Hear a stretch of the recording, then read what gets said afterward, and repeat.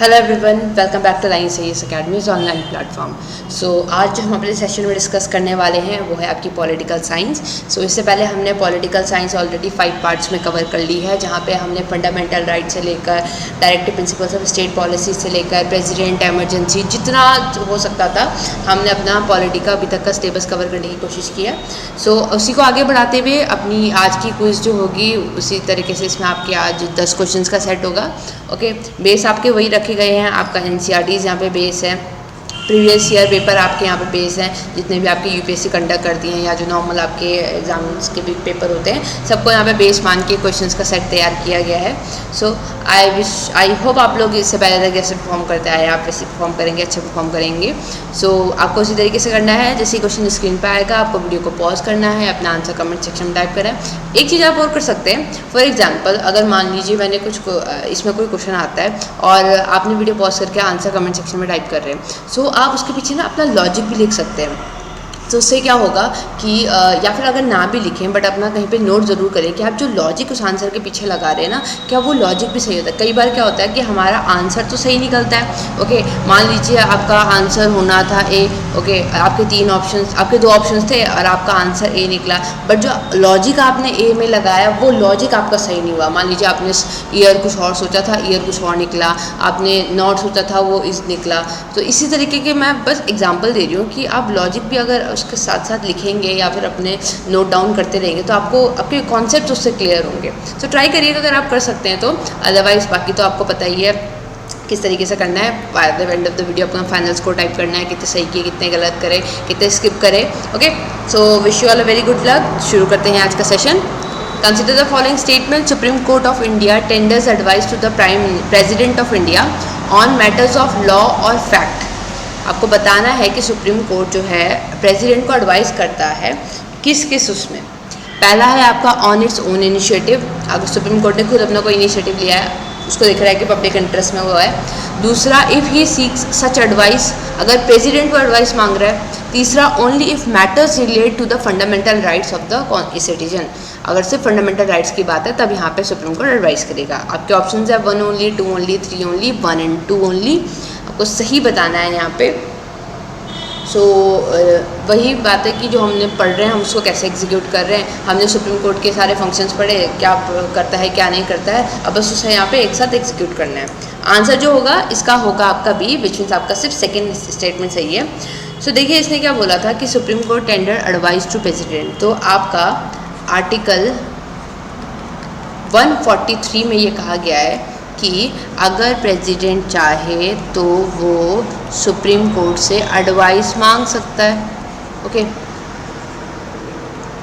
तो ये वाला भी क्या है आपका, अगर बोला है कि सुप्रीम प्रेसिडेंट चाहेगा तो वो एडवाइस मांग सकता है। अब वापस क्वेश्चन में आते हैं। पहला ऑप्शन जो था कि ऑन इट्स ओन इनिशिएटिव, नहीं, सुप्रीम कोर्ट अपने आप इनिशिएटिव लेके कोई एडवाइस टेंडर नहीं करता है यहाँ पे। दूसरा ठीक है, क्योंकि अगर प्रेसिडेंट मांगेगा एडवाइस तो यहाँ पे होगा। तीसरा, only if matter relate to fundamental rights of citizen, नहीं, यहाँ पे तो हमें देखने को ही नहीं मिलता है जब हम इनकी बात करते हैं। तो आपका जो आंसर होगा वो होगा आपका बी, विच मीन्स आपका सिर्फ जब प्रेसिडेंट बोलेगा कि मुझे एडवाइस चाहिए तब यहाँ पे सुप्रीम कोर्ट एडवाइस देगा। ऑल्दो ये जो एडवाइस होती है ना, ये आपकी प्रेसिडेंट पे बाइंडिंग नहीं होती है। प्रेसिडेंट चाहे तो इसे मान सकता है, चाहे तो नहीं भी मान सकता है। सो ये उनके उस पर बेस है। With reference to लोक अदालत, which among of the following is correct? लोक अदालत have jurisdiction to settle matter at pre-litigative stage and not those matter pending before any court. लोक अदालत can deal with matter which are civil and not criminal in nature. Every लोक अदालत consists of either serving or retired judicial officer only and not any other person. And option last है आपका none of the above. So आपको बताना है कि लोक अदालत के बारे में इसमें सही स्टेटमेंट क्या है। पहला ये कहते हैं कि लोक अदालत से प्री लिटिगेटिव स्टेज में आपका मैटर्स को सॉल्व करता है, अगर वो कोर्ट पे पेंडिंग है उसको नहीं करेगा। दूसरा, लोक अदालत आपके सिर्फ सिविल मैटर्स पे आपका जजमेंट या मैटर डील करता है, क्रिमिनल में नहीं करता है। तीसरा कहते हैं इसमें सिर्फ आपका सर्विंग और रिटायर्ड जुडिशियल ऑफिसर होता है। और लास्ट है नन ऑफ द अबव। तो इसका आंसर होगा आपका डी, विच मीन्स आपके सारे स्टेटमेंट गलत है। एक एक करके देखते हैं। पहला स्टेटमेंट जो कह रहे थे कि लोक अदालत जो मैटर आपका सिर्फ प्री लिटिगेटिव स्टेज में करता है, आपका अगर कोर्ट के पास मैटर हो तो नहीं करता, ये गलत हो जाता है, दोनों में कर सकता है लोक अदालत। जब आप लोक अदालत का चैप्टर पढ़ेंगे तो आप वहाँ पे देखेंगे कि लोक अदालत के फंक्शन में ये भी आता है कि वो इन मैटर्स को भी सॉल्व कर सकता है। दूसरा, Lok Adalat can deal with the matter where civil and not criminal, ये भी गलत है, दोनों मैटर्स को सॉल्व कर सकता है लोक अदालत।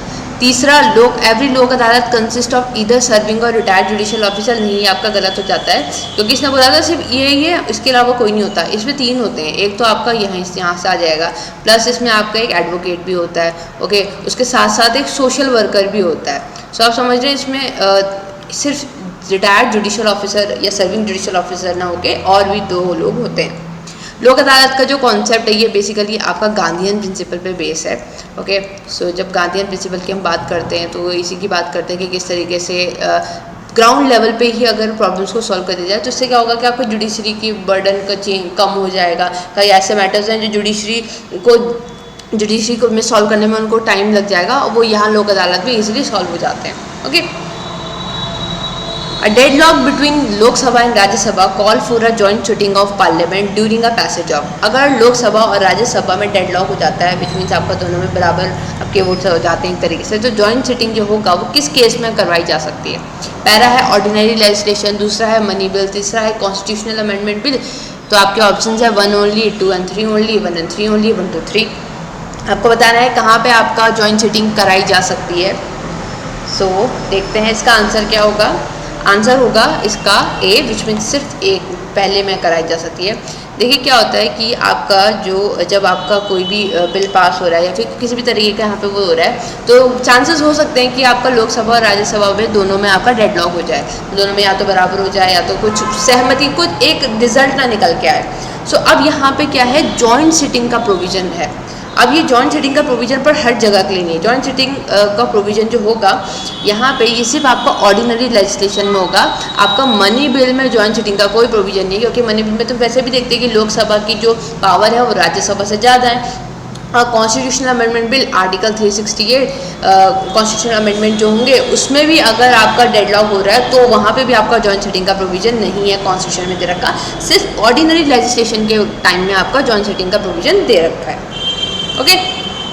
इन Parliament of India the purpose of adjournment motion is, पहला बताना आपको कि अडजॉर्नमेंट मोशन का पर्पस क्या है। To allow a discussion on definite matter of urgent public importance, to let opposition members collect information from ministers, to allow reduction of specific amount in grants in demand for grants, to postpone the proceedings to check the inappropriate or violent behavior on the part of some members। आपको बताना है और adjournment motion का purpose क्या होता है। यहाँ पे ये हमने कल के करंट अफेयर में डिस्कस किया है, तो आई होप आप लोग मतलब ये अभी करंट अफेयर में भी ये चल रहा है, तो आई होप आप लोगों को ये अच्छे से क्लियर होगा। आंसर होगा इसका ए, बहुत इजी था ये, ऑप्शंस बहुत अलग अलग थे इसके। सो आप adjournment मोशन जो होता है बेसिकली ये एक आपका एक्स्ट्रा पावर दी गई है आपकी, किसको दी गई है, ये आपकी दी गई है लोकसभा को। तो जब भी जो आपका कोई आपका जो क्या बोलते हैं अटेंशन होता है ना, वो अर्जेंट पब्लिक इंपॉर्टेंस मैटर की तरफ को लाना हो तो एडजॉर्नमेंट मोशन पास होता है। तो अब इस एडजॉर्नमेंट मोशन में होता क्या है, बेसिकली ये एडजॉर्नमेंट मोशन जो होगा ये आपका सिर्फ लोकसभा में पास होगा। याद रखिएगा राज्यसभा को इसकी कोई पावर नहीं दी गई है, वो नहीं कर सकता है, क्योंकि यहाँ पे आपके गवर्नमेंट से डायरेक्ट कॉन्फ्लिक्ट में देखने को मिलती है, तो इसीलिए इसकी पावर सिर्फ लोकसभा को दी गई है, ओके। इसमें एडजॉर्नमेंट मोशन में और क्या होगा, एडजॉर्नमेंट मोशन में सिर्फ आपका एक जो आपका मैटर रखा गया है ना, नॉट मोर देन वन, एक से ज़्यादा मैटर को डिस्कस नहीं कर सकते। एक टाइम फ्रेम होगा, इस टाइम फ्रेम के अंदर आपको ये डिस्कशन पूरा करना होगा, क्योंकि वो अर्जेंट पब्लिक इंपॉर्टेंस का मैटर है, इसलिए उसको वहाँ पे वो जो रेगुलर हाउस प्रोसीडिंग्स है उसको छोड़ के यहाँ पे टाइम दे रहे हैं, ओके। तो इसीलिए फिर यहाँ पे करेंगे, बट यहाँ पे आपका ये पब्लिक इंपॉर्टेंस मैटर को एक डिस्कशन पे लाने के लिए करा जाता है। Consider the following statement: Union territories are not represented in Rajya Sabha. It is the purview. It is within the purview of Chief Election Commissioner to adjudicate the election dispute. According to constitution the parliament consist of Lok Sabha and Rajya Sabha only, which among of the following slash are correct, 1 only, 2 and 3 only, 1 and 3 only, 1 and 3 only, या फिर none of the above. आपको बताना है इसमें सही statement क्या होगा। Okay, सो देखते हैं इसका आंसर क्या होगा। इसका आंसर होगा आपका डी, विच मीन्स नन, सारे स्टेटमेंट गलत हैं। देखिए बहुत अच्छा क्वेश्चन था ये बोल रहे हैं union territories are not represented in Rajya Sabha. देखिए राज्यसभा में कितनी होती है आपके, अराउंड 245 करके कुछ सीट्स होती हैं, if I am not wrong. Okay, so यहाँ पे आपके कुछ तो आपके नॉमिनेटेड होंगे, कुछ इलेक्टेड होंगे, लेकिन अब जो स्टेट, एक तो स्टेट से हमें बताया कि स्टेट से जा रहे हैं, यूनियन टेरिटरी से कौन जाएंगे, जिन यूनियन टेरिटरीज का आपका लेजिस्लेचर है। सो जब हम बात करते हैं यूटी विद लेजिस्लेचर की, तो कौन कौन हो जाता है, एक तो हो जाता है आपका दिल्ली, पूरा नाम है तो नेशनल कैपिटल टेरिटरी, दूसरा अगर बोले तो पुडुचेरी, और अब जो तीसरा भी हमें है वो है आपका JNK। सो इन तीनों का रिप्रेजेंटेशन हमें आपका राज्यसभा में भी देखने को मिलता है, इसीलिए आपका पहला स्टेटमेंट गलत हो जाता है।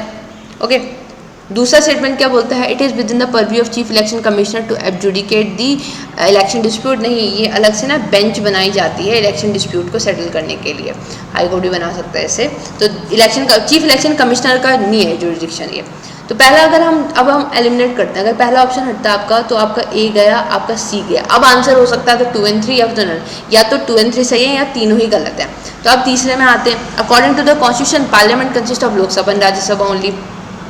ये तो हमने जब शुरू ही करते हैं ना पॉलिटी पढ़ना, तो यही पता होता है कि पार्लियामेंट में आपका क्या क्या होता है, आपका होता है लोकसभा, आपका होता है राज्यसभा, प्लस आपका प्रेसिडेंट। तो तीसरा स्टेटमेंट तो हमारा सीधा सीधा गलत हो जाता है। आई गेस आपका आर्टिकल 79 में ये बताया गया पार्लियामेंट की डेफिनेशन, कि पार्लियामेंट में क्या क्या होगा। तो इंडियन कॉन्टेक्स्ट में आपका लोकसभा, राज्यसभा और प्रेसिडेंट मिलकर पार्लियामेंट होता है। ओके, सो आपका तीसरा गलत हो जाता है, तो आपका ये भी गया और आपका आंसर हो जाएगा नहीं। Regarding the office of Lok Sabha Speaker, consider the following statement: he she hold the office during the pleasure of President. He needs not to be a member of House at the time his her election, but has to become a member of House within 6 months from the date of his or her election. If he she intends to resign, the letter of his her resignation has to be addressed to the deputy speaker. तो आपको बताना है सही statement 1 and 2 only, 3 only, 1 2 3 या फिर none of the above. सही बताना है आपको यहाँ पे स्पीकर ऑफ लोकसभा के बारे में। ओके, अगेन पार्लियामेंट अच्छे से पढ़ा होगा, ये तो बहुत बेसिक क्वेश्चन है, तो NCERT बेस्ड बोलूँगी मैं तो इनको, कि जो NCERT भी अच्छे से पढ़ ले तो हमें ये बिल्कुल ईजी हो जाता है। बहुत बेसिक माइन्यूट डिटेल्स आपको अगर बीच में भी जाने की ज़रूरत नहीं, बहुत सुपरफिशियल क्वेश्चन है। आंसर होगा बी, 3 ओनली। देखिए अब क्या, ओके 3 ओनली, सिर्फ आपका तीसरा आंसर सही है। पहला लोकसभा स्पीकर की बात कर रहे हैं, if he she hold office during the pleasure of president, नहीं, 5 साल टर्म होता है इनका। ओके, प्रेसिडेंट के प्लेजर में कोई काम नहीं करते ये, ठीक। पहला तो इसलिए गलत हो गया, पहला गया तो आपका ए गया, आपका सी गया। अब आंसर हो गया तो 3 ओनली या तो ना, इट मीन्स आपका सेकंड तो वैसे भी गलत है, और अगर आप इसको पढ़ें तो वैसे भी गलत है। जो आपका स्पीकर होता है ना हाउस का, वो जो ऑलरेडी मेंबर्स होते हैं ना, उनमें से चूज़ किया जाता है, उनमें से सिलेक्ट किया जाता है। तो आप ये तो हम सोच ही नहीं सकते हैं कि वो मेंबर नहीं है और पहले उसको स्पीकर बना दिया, फिर उसके बाद उसको वापस मेंबर वो स्पीकर बना दिया, फिर उसके बाद वो इलेक्शन लड़ रहा है 6 मंथ्स के अंदर। ये क्राइटेरिया इसके लिए नहीं रखा गया है। अब वो मिनिस्टर बनाने के लिए कर सकते हैं, बट इसके लिए नहीं कर सकते। स्पीकर तो मेंबर में से चूज़ करते हैं। तीसरा सही है, अगर उनको रेजिग्नेशन देना है तो वो डेप्यूटी स्पीकर को देंगे, ये बिल्कुल ठीक है। Which among of the following are included in the original jurisdiction of Supreme Court? Dispute between Government of India and one or more states. Dispute regarding the election to either House of Parliament or that of Legislature of the state. Dispute between the Government of India and Union Territory. Dispute between 2 or more states. आपको बताना है क्या आपका original jurisdiction में count होगा 1 and 2 only, 2 and 3 only, 1 and 4 only, 3 and 4 only. सही बताना है आपको इसमें क्या आपका ओरिजिनल जुरिडिक्शन में आएगा। हमने जब सुप्रीम कोर्ट पढ़ते हैं तो उसके अलग अलग है, रिट जुरिडिक्शन है, अपेलेट जुरिडिक्शन है, ओके अपेलेट जुरिडिक्शन है, फिर आपका ओरिजिनल जुरिडिक्शन है, ओके फिर आपका एडवाइजरी जुरिडिक्शन है। सो उसी में से एक बताना है आपको ओरिजिनल में अब क्या होगा। आंसर होगा इसका 1 and 4 ओनली, इसमें से। तो जब भी आपका ओरिजिनल जुरिडिक्शन होगा जो कि आपका आर्टिकल 131 में दिया गया है, तो कब original jurisdiction supreme court original jurisdiction का समझिए मतलब क्या होता है कि सीधे आप सुप्रीम कोर्ट में इसमें अपील कर सकते हैं। ओके, तो ज़रूरी नहीं है कि हमें लोअर लेवल से स्टार्ट करना है, पहले हमें डिस्ट्रिक्ट लेवल पे, फिर हमें हाई कोर्ट लेवल पे जाना है। सीधे हम सुप्रीम कोर्ट में कर सकते हैं। कब? जब आपका गवर्नमेंट ऑफ इंडिया एक या एक से ज़्यादा स्टेट के बीच में डिस्प्यूट होगा, ओके, या फिर जब आपका दो या दो से ज़्यादा स्टेट के बीच में डिस्प्यूट होगा। तो या तो 1 होना चाहिए या तो 4 होना चाहिए, तब हम ओरिजिनल जुरिडिक्शन यहाँ पे एक्सरसाइज करेगा सुप्रीम कोर्ट। बाकी इलेक्शन नहीं होगा, ये कोई मतलब नहीं है। यूनियन टेरिटरी भी का भी यहाँ पे कोई जिक्र नहीं है, स्टेट्स की बात करी गई है। Which of the following special powers have been conferred on the Rajya Sabha by the Constitution of India? To change the existing territory of the state, to change the name of the state, to pass a resolution empowering the Parliament to make laws in the state list and create one or more All India services, to amend the election procedure of the President, determine the pension of the President after his retirement, to determine function of election commission and to determine the number of election commissioners। आपको सही बताना है राज्यसभा का क्या function powers हैं, special powers, याद रखिएगा special powers. Answer होगा इसका बी, विच मीन्स आपका सेकंड स्टेटमेंट सही है। सो पहला स्टेटमेंट जब हम देखते हैं change the existing territory of the state and to change the name of the, ये नहीं है राज्यसभा की स्पेशल पावर में, ये कंसिडर नहीं किया जा सकता। ओके, चलिए आप ये बताएंगे, क्योंकि ये ऑलरेडी आपके पॉलिटी की सीरीज़ में सर के थ्रू कवर हो चुका है, तो कौन से आर्टिकल में आपके इस चीज़ के बारे में बात करी गई है? ओके, कॉन्स्टिट्यूशन के कौन से हिस्से में, कौन सा आर्टिकल में क्या बात करी गई है? जितना आपको बता सकते हैं नीचे कमेंट सेक्शन में प्लीज़। अगर आपको पता है तो बताइए, और अगर नहीं है तो एक बार सर्च जरूर करिएगा, कमेंट भी ना करें पर एक बार अपने आप को अवेयर जरूर करिएगा कि कहाँ पे बात करी गई है। दूसरा बिल्कुल ठीक है, क्योंकि यही बात करी गई है जब हम ऑल इंडिया सर्विसेज बनाने की बात करते हैं ना, तो यहाँ पे जो स्पेशल पावर है वो आपकी राज्यसभा को मिली है। सो कौन से आर्टिकल के अंदर आपको यहाँ पे ये चीज़ें देखने को मिलती है? आपका आर्टिकल 249 के अंदर, और आपका आर्टिकल 312 के अंदर आपको ऑल इंडिया सर्विसेज का देखने को मिलता है, और 249 के अंदर आपको देखने को मिलता है कि राज्यसभा को पावर दी गई है। ओके, बाकी तो ये तो बहुत ही अपसर्ड से ऑप्शंस हैं, ये रिटायरमेंट से का तो कोई मतलब ही नहीं है इनका, फंक्शंस इलेक्शन कमीशन के, no not at all. What will follow if a money bill is substantially amended by the Rajya Sabha? अगर एक मनी बिल को राज्यसभा अमेंड करती है तो क्या होगा? Lok Sabha may still proceed with the bill accepting or not accepting the recommendation. Lok Sabha can not consider the bill further. Lok Sabha may send the bill to the Rajya Sabha for reconsideration. President may call a joint sitting for the passing of the bill. को बताना है कि अगर money bill pay Rajya Sabha कुछ comment कर रही है, कुछ अमेंड कर रही है सॉरी, तो वो क्या करेगी?